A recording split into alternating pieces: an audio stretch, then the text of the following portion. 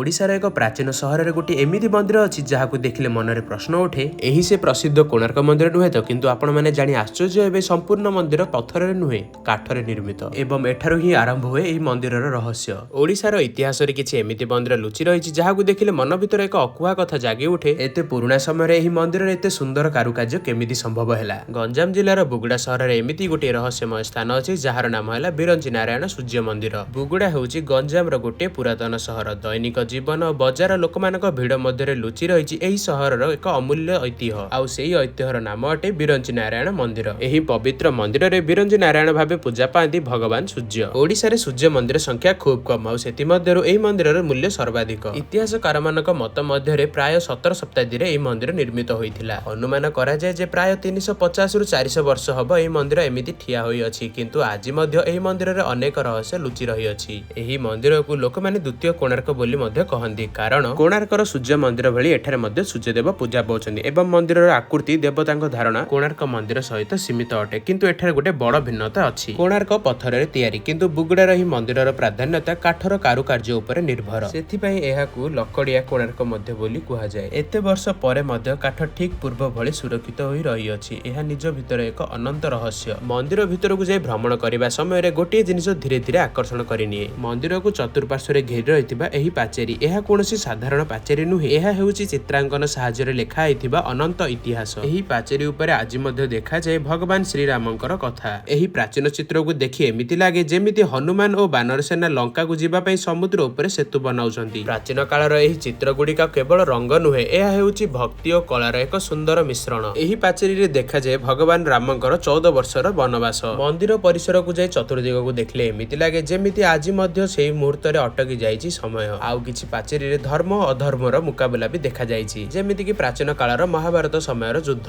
मंदिरर कारुकार्य रे देखा जाय देवादेवी फूल लता और पौराणिक चिन्ह। एही काम सेतेबेलर ओडिया कारीगरंकर असाधारण कौशलर एक प्रमाण। मंदिरर प्रांगण निकट रे अछि एक पुरातन जलाशय। स्थानीय लोक मानक अनुसार एठारे राजा महाराजा स्नान करुथिले। राजा पूजा पूर्व एही स्थान को आसी स्नान करी पूजा पई जाउथिले। आज मध्य एही जलाशय बिरंची नारायण मंदिर रे रहस्य होई रही अछि। एही प्राचीन मंदिर मकर संक्रांति और रविवार दिन विशेष भिड़ रुहे। रथ सप्तमी चंद्रभागा सप्तमी समय रे सूर्य पूजा विशेष भावे करा जाए। मंदिरर कारुकार्य देखिले सतरे आश्चर्य लागे। प्राय 400 वर्ष हेबा सत्वे आज मध्य एही सुंदर मंदिर तार निजर सौंदर्यता और गारिमा को बजाय रखिछि। एहा आम ओडिया कारीगरंक अमर कलार एक जीवंत प्रमाण। मंदिर भितर किछि एमिति स्थान मध्य अछि जोठारे साधारण लोकमानक जीवा निषेध। एहा पछरे केउ कारण अछि एहा कोनोसी नियम परंपरा ना आउ किछि अजଣା रहस्य से कथा आज मध्य नीरव। एही मंदिरर पुजारी माने अत्यंत सहयोगी और सुंदर स्वभावर। तांको ठारू आमे अनेक इतिहास और रहस्यमय कथा जानिबा को पाइथिलु। स्थानीय लोकमानकर विश्वास अनुसार जे सच्चा मनरे बिरंची नारायण को पूजा करे तांको जीवन रे अंधकार दूर हुए सूर्य भली जीवन रे आलोक आसी जाए। एही मंदिर परिसर भितरे शांति रे बसी रहिले समय अलग भाबे चालुथिबार अनुभव हुए। चारिपटे नीरवता हालुका पवन घंटीर नीरव शब्द सब किछि मिसी गोटे गभीर अनुभव सृष्टि करे। प्राय 400 वर्ष पूर्वे एही स्थान रे राजा पूजक